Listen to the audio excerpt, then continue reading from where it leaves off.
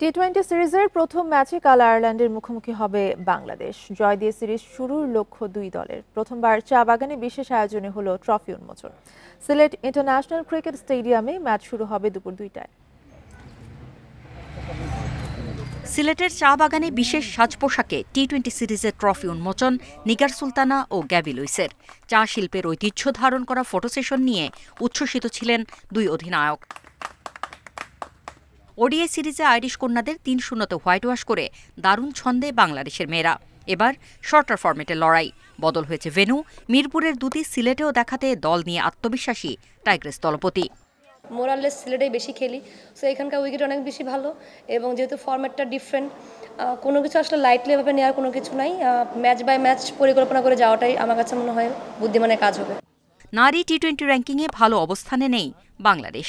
৯ নম্বরে থাকা টাইগ্রেসদের পেছনে আয়ারল্যান্ড। সামর্থ্য অনুযায়ী পারফরমেন্স দেখাতে চায় দল।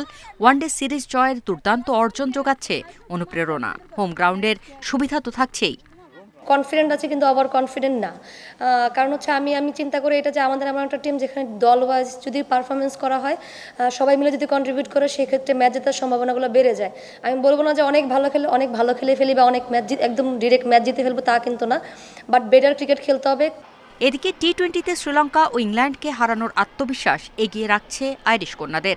সিলেটের ভেন্যুতে এই ফরম্যাটে পারফরমেন্সের সুযোগ খুঁজবে সফরকারীরা।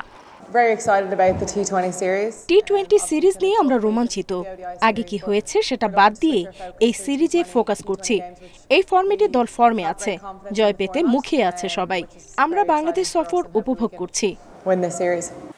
এর আগে আয়ারল্যান্ডের বিপক্ষে ৮ টি-20 খেলেছে বাংলাদেশ। এর মধ্যে ৫টিতে জিতেছে লাল সবুজ, হেরেছে ২টিতে। Farida Bakhtiar, Independent news.